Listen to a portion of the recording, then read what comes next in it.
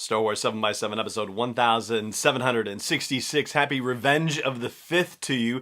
Today I'm going to share with you the interview that I did on CTV News in Canada, where I got to talk about the declaration of May the 4th Day in California, as well as The Mandalorian, and in which I thank Canada for starting the first organized Star Wars Day.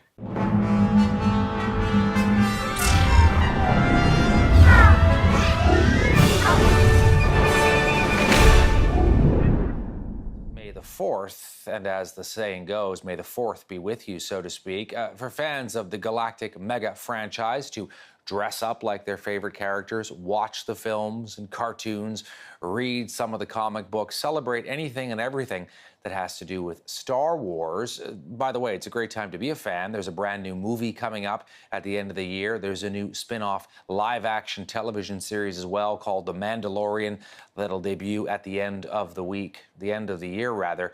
So lots going on, even a new theme park as well. Let's bring in Alan Voivod. He is the host of the Star Wars 7x7 podcast, the internet's only daily podcast all about Star Wars.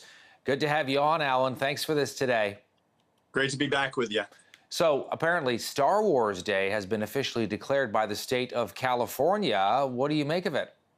It's pretty exciting, and the word is that it has to do with the fact that Disney has announced the largest single space park expansion ever with the Galaxy's Edge. It's been coming to both Disneyland in California and Disney World in Florida. It's going to be 14 acres, and they're estimating something to the effect of $14 million annually in tax revenue in California alone when the park opens later this month. So, yeah, it's a pretty big deal. We're showing some video here, Alan, as we've got you. It looks to me like they've got some life-sized replicas of things like the Millennium Falcon, classic spaceship, and others as well. I mean, I guess you're going to be booking a trip pretty quick as soon as that opens, the Galaxy's Edge. I definitely will be. So there's that, and theme parks are obviously big these days, especially for folks at Disney. What about this Mandalorian television show? It's going to be coming up, I believe, in November of this year.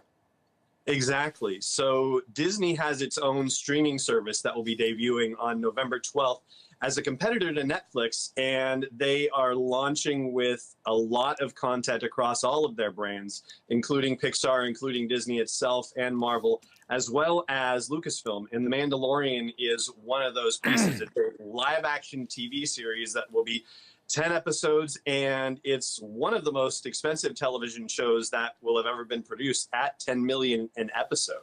How excited are you for this television series? Because, you know, Star Wars has never done this sort of thing before, and we certainly see with prestige TV shows like Game of Thrones and others that you can do some really remarkable and wonderful things in the television format. And I know some Star Wars fans were a little worried when we heard about a TV show because we thought, what's the quality going to be like? It certainly seems from some of the stills we've been showing while you and I are talking that they're spending a whole lot of money on this, Alan. Absolutely. And additionally, they showed some initial footage from the show at Star Wars Celebration Chicago, which is the very large Star Wars convention that happens every year or two. That was earlier in the year, in April, and the footage so far looks absolutely fantastic. It's set a few years after the events of Return of the Jedi, what's commonly known as the original trilogy.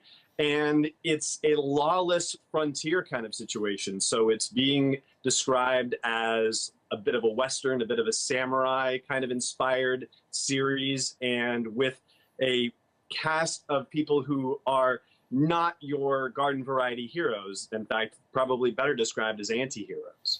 Yeah, and we also know that there's going to be a new cartoon show or an extension of Star Wars, The Clone Wars, very popular cartoon show.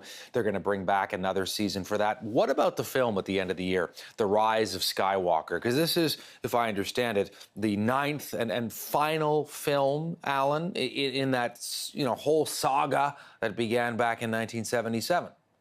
That's how it's been described to us, and it's going to be the culmination of 42 years of Star Wars storytelling. Whether that means that even the new characters that we've met in the recent slate of movies, we'll never see them again, it seems unlikely, but it certainly seems to indicate that the story that includes Anakin Skywalker, who became Darth Vader, and Luke and Leia, And Ben Solo, aka Kylo Ren, who is the son of Leia and Han Solo.